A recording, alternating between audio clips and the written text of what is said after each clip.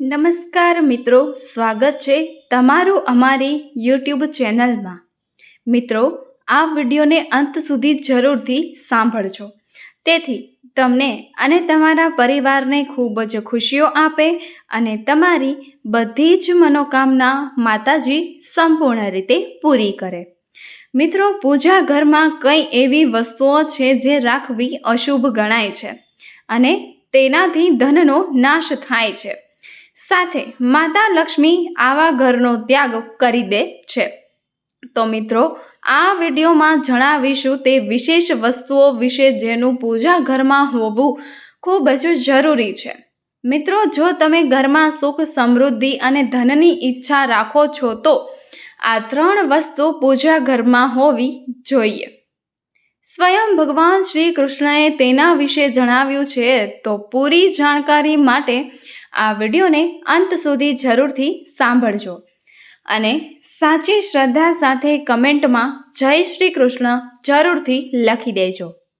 મિત્રો, દરેક વ્યક્તિ પોતાના ઘરમાં એક નાનું પૂજા ઘર અથવા મંદિર જરૂર બનાવે છે, જેની અંદર તે પોતાના પ્રિય દેવી દેવતા અને તેનાથી જોડાયેલ મહત્વપૂર્ણ વસ્તુ શ્રદ્ધાપૂર્વક રાખે છે.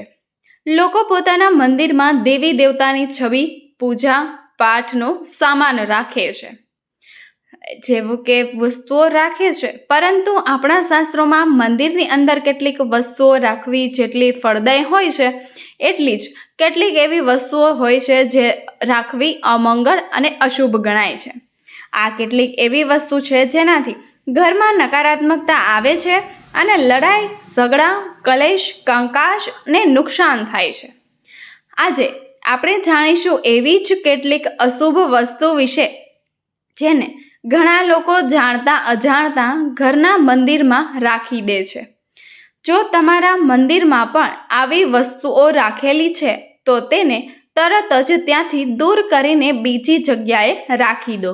તેને પૂજા ઘરમાં ભૂલથી પણ ના રાખો. લોકો આવું શા માટે કરે છે? કેમ કે તેને લાગે છે કે આ વસ્તુઓ ધાર્મિક છે અને તેની પૂજા કરવી પણ જોઈએ. મિત્રો, ભગવાન કૃષ્ણ કહે છે કે કળિયુગમાં મનુષ્ય કેટલીક અશુભ વસ્તુઓને ધાર્મિક માનીને તેની પૂજા કરે છે, જેને ધાર્મિક શાસ્ત્રોમાં વર્જિત માનવામાં આવે છે. ભગવાન શ્રી કૃષ્ણએ તેની ભવિષ્યવાણી પહેલા જ કરી હતી કે કળિયુગમાં મનુષ્ય અશોક અને ધાર્મિક વસ્તુઓની પણ પૂજા કરશે. ચાલો જાણી લઈએ કે આપણે આપણા પૂજા ઘરમાં કઈ વસ્તુઓ રાખવી જોઈએ અને કઈ વસ્તુઓ ના રાખવી જોઈએ. પરંતુ તે પહેલાં તમને વિનંતી છે કે વિડીયોને લાઈક જરૂર કરજો, મિત્રો સાથે શેર કરજો અને તમે હજુ સુધી અમારી યુટ્યુબ ચેનલ જપુ એન્ટરટેનમેન્ટને સબસ્ક્રાઈબ નથી કરી તો ચેનલને સબસ્ક્રાઈબ જરૂર કરી લેજો અને બેલ આઇકોન જરૂરથી દબાવી લેજો. મિત્રો, સૌપ્રથમ આવે છે જરૂર હોવો જોઈએ. તમે તેને કંકોત્રી બનાવી શકો છો. વસ્તી કે તમારા ઘરની શક્તિ, સૌભાગ્ય, સમૃદ્ધિ અને શુભતાનું પ્રતીક માનવામાં આવે છે. એ જ મુખ્ય કારણ છે કે કોઈ પણ શુભ કાર્ય કરતા પહેલા સ્વસ્તિકનું ચિહ્ન જરૂર બનાવવામાં આવે છે. બીજા નંબર ઉપર આવે છે દેવો અને ધૂપદા. મિત્રો, ભારતની પરંપરા માટે સાથે જોડાયેલી છે, એટલા માટે મંદિરમાં પારંપરિક માટીનો દીવો જરૂર હોવો જોઈએ. જો તમે માટીનો દીવો નથી રાખી શકતા તો ધાતુના દીવાનો ઉપયોગ કરો. જો ભગવાનના મંદિરમાં તમારી શ્રદ્ધા વધારે હોય તો તમે તેને છાણા ઉપર ગોળ અને ઘી નાખીને તેનો ધૂપ પણ આપી શકો છો. મિત્રો, આવું કરવાથી ઘરમાં સુખ શાંતિ બની રહે છે. ત્રીજી વસ્તુ છે કળશ. ભગવાન શ્રી કૃષ્ણ કહે છે કે કળશ સુખ અને સમૃદ્ધિનું પ્રતીક છે. તમારા મંદિરમાં કંકોત્રી, સ્વસ્તિક બનાવીને તેની ઉપર મંગળ કળશ જરૂર રાખો. આવું કરવાથી ઘરમાં હંમેશા સમૃદ્ધિ બની રહે છે અને ઐશ્વર્યની પ્રાપ્તિ થાય છે. ઘંટડીને ખૂબ જ શુભ માનવામાં આવે છે. જે ઘરના મંદિરમાં ઘંટડીનો અવાજ થાય છે ત્યાંનું વાતાવરણ શુદ્ધ અને પવિત્ર બને છે. જે ઘરમાં પૂજા દરમિયાન ઘંટડી વગાડવામાં આવે છે તે ઘરની આસપાસ બધી જ નકારાત્મક શક્તિ દૂર થઈ જાય છે અને સાથે જ સુખ સમૃદ્ધિના દ્વાર ખુલવા લાગે છે. પાંચમી વસ્તુ છે શંખ. ઘણા ઓછા લોકો જાણે છે કે શંખની ઉત્પત્તિ સમૃદ્ધ મંથન દરમિયાન 14 રત્નની સાથે થઈ હતી. એ જ કારણે માં લક્ષ્મીની ખૂબ જ શંખ પ્રિય છે તેમજ ધ્વનિથી સકારાત્મક ઉર્જાનો સંચાર થાય છે. એટલા માટે મંદિરમાં શંખ જરૂર હોવો જોઈએ.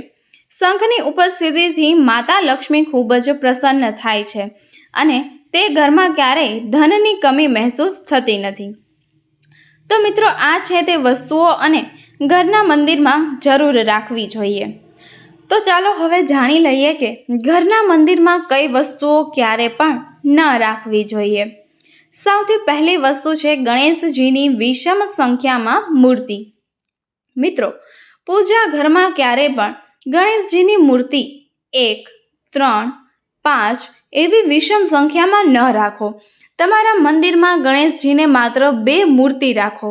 તેને શુભ માનવામાં આવે છે. જો તમે તમારું મંગળ ઈચ્છો તો ગણેશજીની મૂર્તિ મુખ્ય દ્વાર પર અંદરની તરફ મુખ કરીને રાખી દો. ઘણા લોકોએ ભૂલ કરે છે કે મુખ્ય દ્વાર પર ગણેશજીની મૂર્તિ બહારની તરફ મુખ રાખીને લગાવી દે છે, જેનાથી તેને ખૂબ જ નુકસાનનો સામનો કરવો પડે છે. તમે ઈચ્છો તો મુખ્ય દ્વારની બંને તરફ લગાવી દો કે મુખ્ય દ્વારની અંદરની તરફ લગાવી દો, પરંતુ બહારની તરફ ના લગાવવી જોઈએ. બીજી વસ્તુ છે કે તૂટેલા ચોખા. તમારા મંદિરમાં ક્યારે પણ તૂટેલા ચોખા ન રાખો. તેમજ જૂના ચડાવેલા ચોખા લાંબા સમય સુધી ન રાખો. તે નકારાત્મક ઉર્જાને ફેલાવે છે અને એ પણ ધ્યાન રાખો કે મંદિરમાં રાખવાના ચોખાનો ઉપયોગ હળદરમાં પલાળીને કરો. તેનાથી ખૂબ અશુભ પરિણામ મળશે. ત્રીજી વસ્તુ છે પૂર્વજોના ફોટા. જો તમે તમારા ઘરના મંદિરમાં પૂર્વજોના ફોટા રાખ્યા છે તો તેને તરત જ ત્યાંથી દૂર કરી દો, કેમ કે વાસ્તુશાસ્ત્ર અનુસાર પૂજા ઘરમાં મૃત પરિવારજનોના ફોટા રાખવા અશુભ માનવામાં આવે છે. તેનાથી અશુભ પરિણામો પ્રાપ્ત થાય છે, પરંતુ તેનું સ્થાન દેવતાઓ બરાબર નથી હોતું. મૃતક સંબંધીઓના ફોટા ઘરના પૂજા ઘરમાં રાખવાથી પૂજા ઘરનું વાતાવરણ પણ નકારાત્મક બની જાય છે, જેનો અશુભ પરિણામ આપણે ભોગવવું પડે છે. ઘણા લોકો સાધુ સંતોની મૂર્તિ અથવા તો સાધુ સંતોની છબી પણ પૂજા ઘરમાં રાખી દે છે, પરંતુ મિત્રો, આવું કરવાનું અશુભ માનવામાં આવે છે. જો તમે કોઈ સાધુ સંતને માનો છો તો તેની છબી દિવાલ ઉપર લગાવી શકો છો, પરંતુ મિત્રો, ભૂલથી પણ પૂજા ઘરમાં ન રાખો. તો ચાલો હવે જાણીએ તે વિશેષ વસ્તુ વિશે જે તમારા પૂજા ઘરમાં જરૂર હોવી જ જોઈએ. આ વસ્તુઓના પૂજા ઘરમાં હોવાથી ઘરમાં ધનની વરસાદ થાય છે. માતા લક્ષ્મી આવા ઘરમાં સ્થાયી રૂપે વાસ કરે છે. મિત્રો, પહેલી વસ્તુ છે ગંગાજળ. આપણા શાસ્ત્રોમાં ગંગાજળને ખૂબ જ પવિત્ર માનવામાં આવે છે. એટલા માટે પૂજા ઘરમાં ગંગાજળ હોવું એ ખૂબ જ જરૂરી છે. ગંગા નદી બધા બાપનું નામ કરવાવાળી તેમજ બધી જ જ્ઞાતિની નાશ કરવાવાળી છે. એટલા માટે જો તમારા પૂજા ઘરમાં એક નાના પાત્રમાં તમે ગંગાજળ ભરીને રાખો છો તો તેનાથી તમારા પૂજા ઘરની શુદ્ધતા બની રહે છે અને તમને તમારી પૂજાનું સંપૂર્ણ ફળ પ્રાપ્ત થશે. બીજી વસ્તુ છે કળશ. શાસ્ત્રોમાં કળશને પૂર્ણતાનું પ્રતીક પણ માનવામાં આવે છે. તે સત્યનારાયણની પૂજા હોય, દિવાળી હોય, નવરાત્રિનો તહેવાર હોય કે પછી કોઈ પણ પ્રકારનો ઉત્સવ હોય, તે માંગલિક કાર્ય હોય, કળશની સ્થાપના કર્યા વગર બધું જ અધૂરું માનવામાં આવે છે. પૂજામાં કળશનો ઉપયોગ દેવતાઓનું આહ્વાન કરવા માટે માનવામાં આવે છે. મિત્રો, ઈશ્વરની સામે ત્રાંબાના કળશમાં પાણી ભરીને રાખવું એટલું શુભ હોય છે. ત્યાં આપણે આપણી રોશની પૂજા કરતા સમયે ભગવાનની સામે ત્રાંબાના કળશમાં પાણી ભરીને રાખીએ તો તેનો ચમત્કારી પ્રભાવ આપણને જરૂર પણ જોવા મળે છે.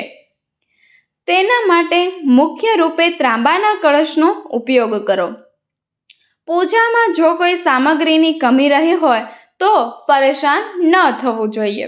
પૂજાને અધવચ્ચે ન છોડો. એવામાં ભગવાનને ચોખા અને ફૂલ ચડાવો. મનમાં જે વસ્તુઓનું ધ્યાન કરો, પ્લાસ્ટિકની બોટલમાં કે કોઈ પણ અપવિત્ર ધાતુના વાસણમાં મિત્રો ક્યારે પણ ગંગાજળ ન રાખવું જોઈએ.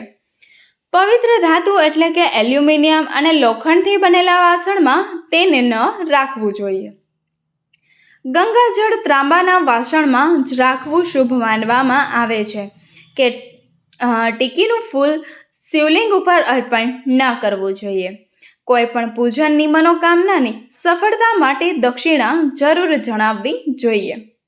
માતા લક્ષ્મીને વિશેષ રૂપે કમળનું ફૂલ અર્પણ કરવું જોઈએ. અને જો તમે આ કાર્ય શુક્રવારના દિવસે કરો છો તો તેનો તમને ખૂબ જ લાભ મળે છે. આ ફૂલને 5 દિવસ સુધી જળ છાંટીને ફરીથી તમે ચડાવી શકો છો. હંમેશા તે વાતનું ધ્યાન રાખો કે ક્યારે પણ દીવાથી દીવો ન પ્રગટાવવો જોઈએ. શાસ્ત્રો અનુસાર જે વ્યક્તિ દીવાથી દીવો પ્રગટાવે છે તે રોગી હોય છે. ઘરના મંદિરમાં રોજે સવારે અને સાંજે દીવો જરૂર પ્રગટાવવો જોઈએ. પૂજામાં 1 દીવો ઘીનો અને 1 દીવો તેલનો પ્રગટાવવો જોઈએ.